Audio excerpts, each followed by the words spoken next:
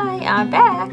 My name is Jen and I'm the owner of Crystal Forged, and today we're doing an unboxing video. I just got my new art printer in. It's the Epson ET-8500. This is the first super tank photo printer that I found made by Epson. Currently I have the HP OfficeJet Pro 8035 and it's been a pretty decent printer. Everything that I printed for my business, such as thank you cards, care sheets, stickers, have all been done on that printer. The quality has been pretty decent. I can't really complain about it. It's an HP. I used the HP Instant Ink, so I didn't have to pay too much for ink, but it's been slowly dying and I really wanted something with a much higher quality. Say hello to Taco. So the last few months I have started looking into a variety of different art printers. So the last few weeks I have started researching things like the initial cost of the printers. She has to step on the printer. Really? Come on, off the box. I have spent some time researching printers and a variety of factors that go into my buying decision. So I was looking into the initial cost, ink cost, paper cost, the paper variety that it can print on. So some printers can do all kinds of different cardstocks. They can really do some thicker cardstocks, which are great for art prints. And they can even go all the way down to very, very thin papers like vellums. So you can almost print like tissue paper packaging and stuff like that.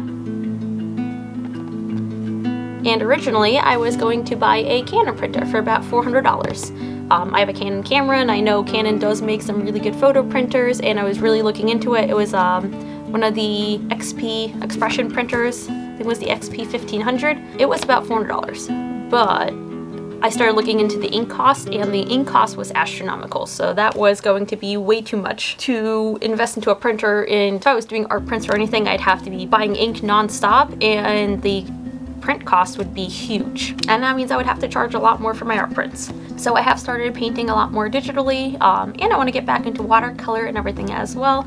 So I wanted to get some kind of art printer where I can actually, sell my prints on my Etsy shop and add a different facet to my business. I love making all kinds of things, and artwork is one of them. And one of the most important things when I was choosing a printer was that it would have to be good for everyday printing as well. I needed to be able to print shipping labels and that everyday dumb kind of stuff that you have to print without running into an astronomical cost. And the typical photo printer with how much the ink was would be way too expensive to use it for everyday printing, and I did not want to have two printers.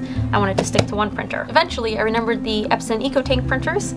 Remembered always seeing them at the stores, and I knew they were really good for having a high capacity for printing. I did not know that they made a photo printer, so I started looking into them and I found out that there was a super tank photo printer. Basically, this printer seemed to fit all of my needs, and it wasn't too high of initial cost. It was a bit higher than I wanted to go, but it wasn't too bad. It would work for everyday printing, and it would work great for art prints and any kind of better printer quality where I can actually make my cards and everything, and it can do that in a better way. There was only one problem with this printer. It was out of stock everywhere. So I was hunting it down, and on Amazon it was an extra $200 or $300 more because it was out of stock. So it was some other seller selling it on Amazon. But after watching for it for a few weeks, I eventually caught it on Best Buy and I ordered it, and here it is. So let's open it up. Okay. We're gonna open up the Epson.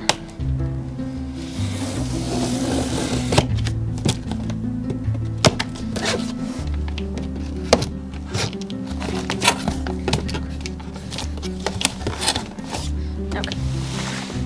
My arms are too short to reach the other side of the box.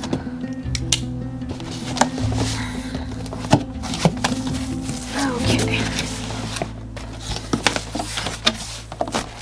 Let's see here. Okay. Got an instruction manual with a CD.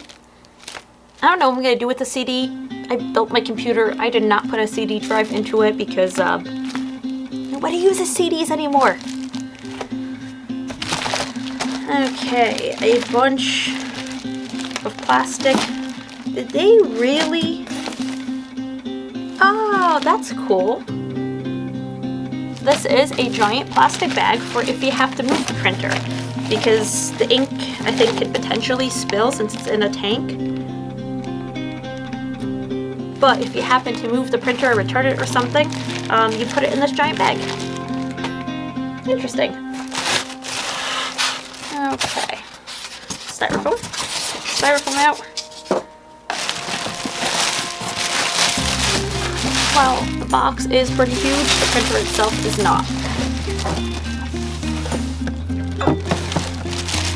Okay, heavy, but it's not too bad.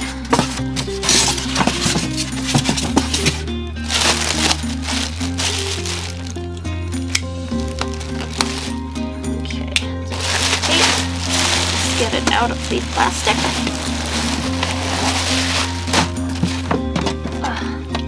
Ta-da! My brand new printer. Okay. Let's see, there's something else on the side here. I believe this is the ink. So it looks like there is some blue tape and stuff I need to take out. And then this includes all of the inks. So the ink included in this printer is Epson's Claria dye ink.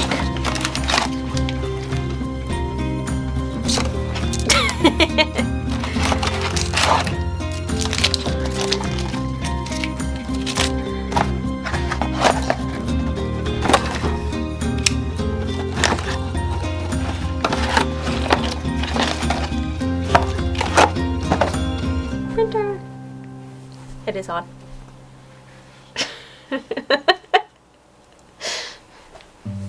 No, you're now going to be in the video.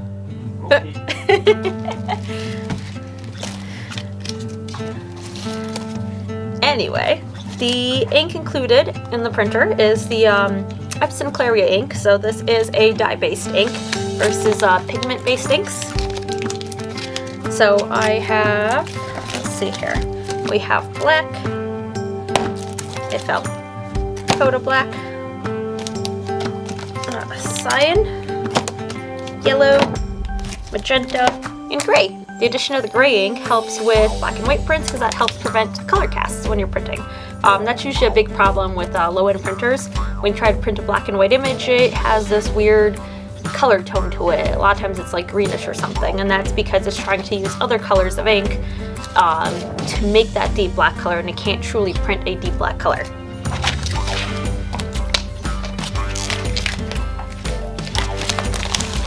Okay, and the power cable. So that was everything in the box. Take all the tape off and replace that printer.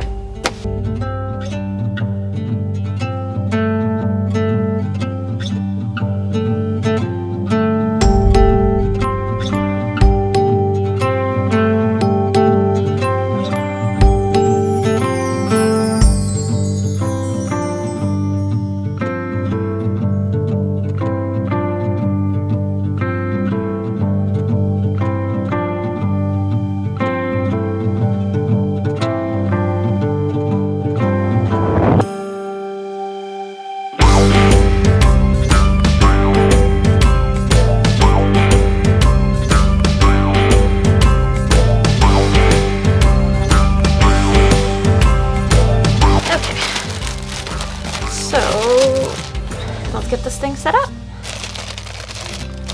Okay, let's get the power cord.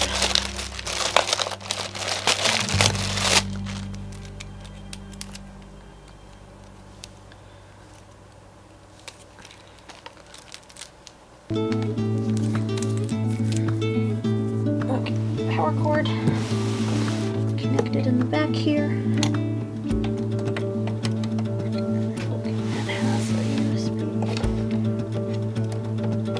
Power cord connects right there. Let's move the old printer and set this one up. Gotta move the plant.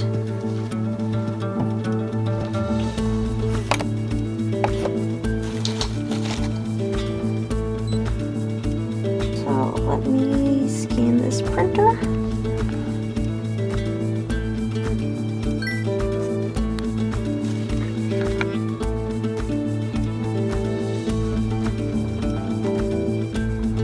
Okay, it looks like there is an Epson Smart Panel app that you use to set this thing up.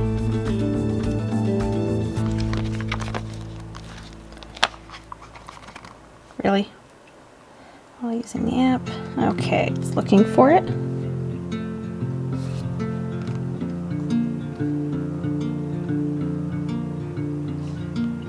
Okay, we're setting up a new product.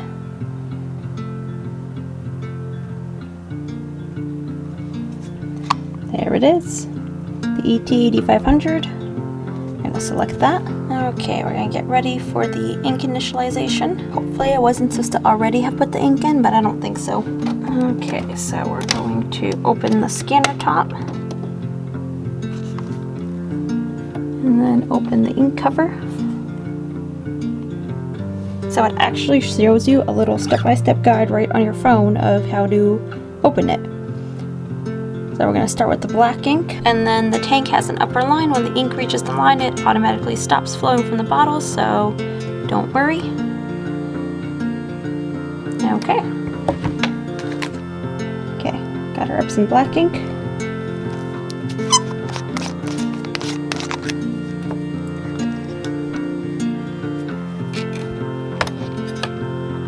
Okay, so you have to check the alignment. Okay. You can see it filling up by itself. So it takes a few seconds. You can see the little black bar filling up. And once it reaches the upper bar, it should stop flowing by itself, and then I can just put the cap back on it.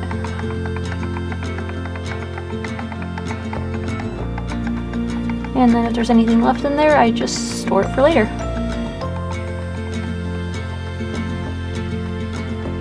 There we go. Stop making sound, so that means it is good. Yeah, there's still a little bit of ink left in there. I'll close that up. Okay, and close that. So photo black is next.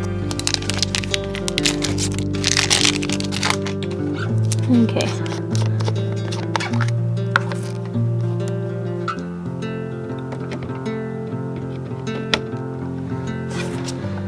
So each bottle has the two top like nibs in a slightly different formation, so it can only fit in that specific ink. So it's supposed to be idiot proof. So you can't fill the wrong color into the wrong tank.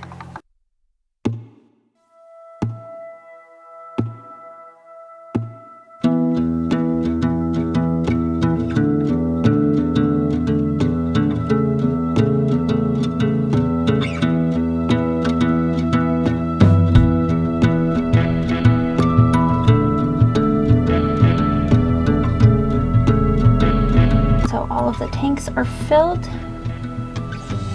So close the tank cover, close the top cover. So every single tank is filled. It's reminding me that if all the tanks are not filled, I'm going to damage this printer, obviously. So ink initialization, this takes about 7 minutes. Be back in 7 minutes. So initialization is complete. Some ink is absorbed into the maintenance box. You may see some black parts on it, but it is normal. Proceed to the print adjustment. Align the printer to get the best print quality, so we're going to do that now. Form a print head nozzle check. Oh, okay. So the big tray down here, this is my regular size paper. And the other one, so you have a dual tray system in this with a tray 1 for smaller sheets like 4x6s, and tray 2 will do your other stuff. Okay, so I have that. So there's your USB and your SD card slot. Yeah, it's a typical letter, plain paper.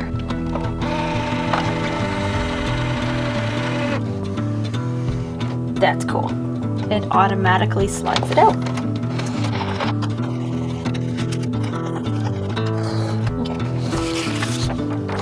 So let's take a look at the print pattern. Also connect the printer to my Wi-Fi right now on my phone. It gave me a loading bar. My house runs on gigabit internet. It should be going a lot faster. Literally gigabit internet.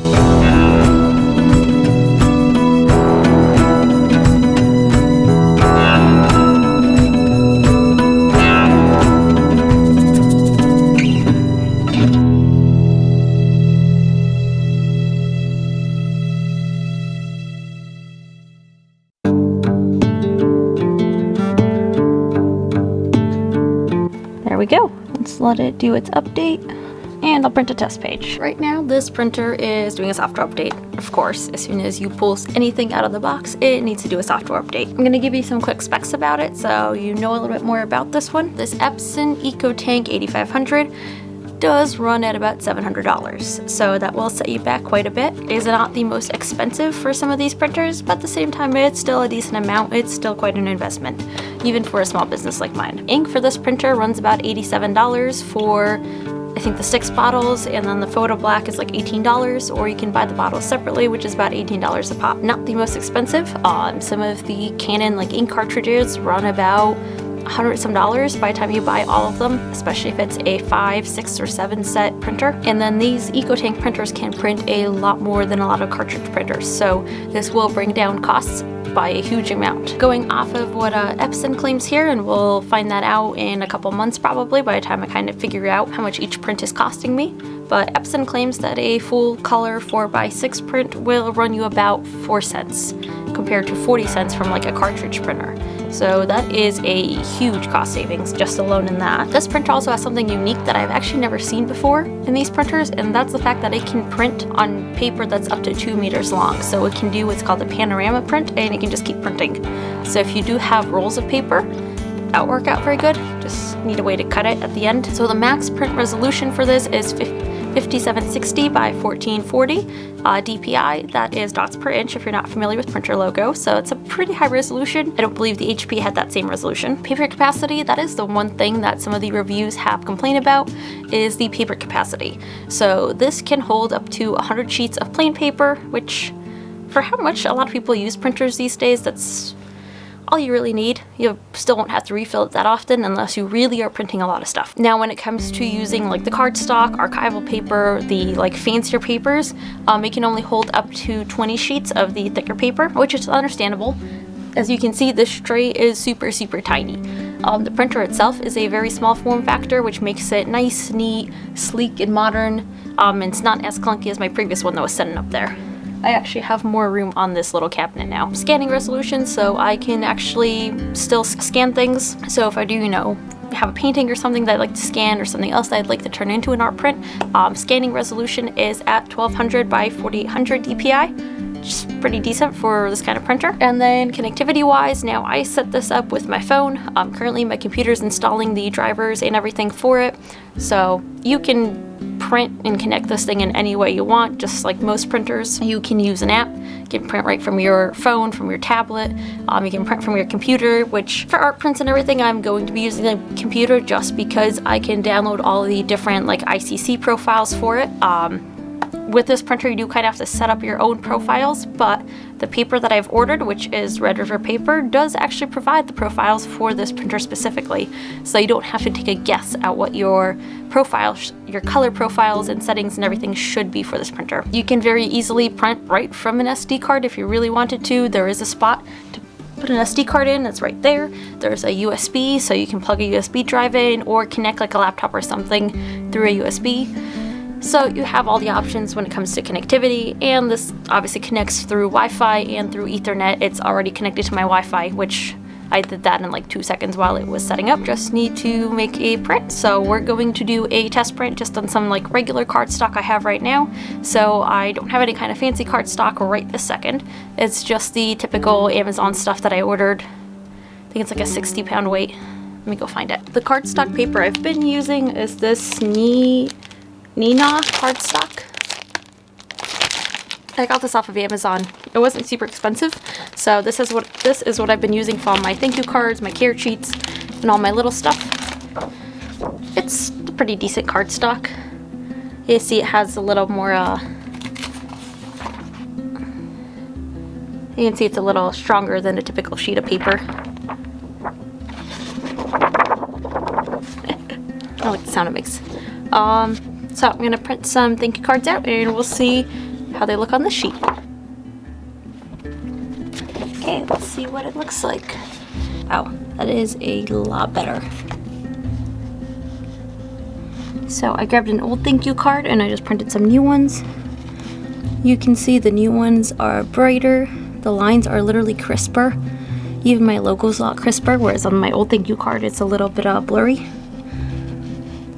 The yellow is brighter, Yeah, it looks a lot better. Can't believe how clear the text is. You can actually read the text a lot better because the text on here is very thin and a little harder to read. I don't know if that comes across in the camera too well.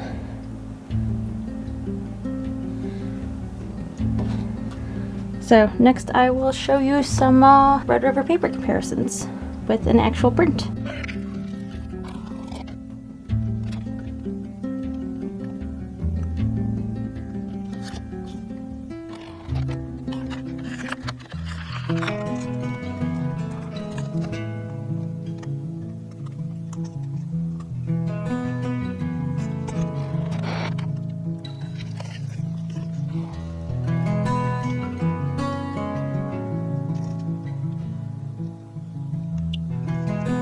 So here are the finished prints.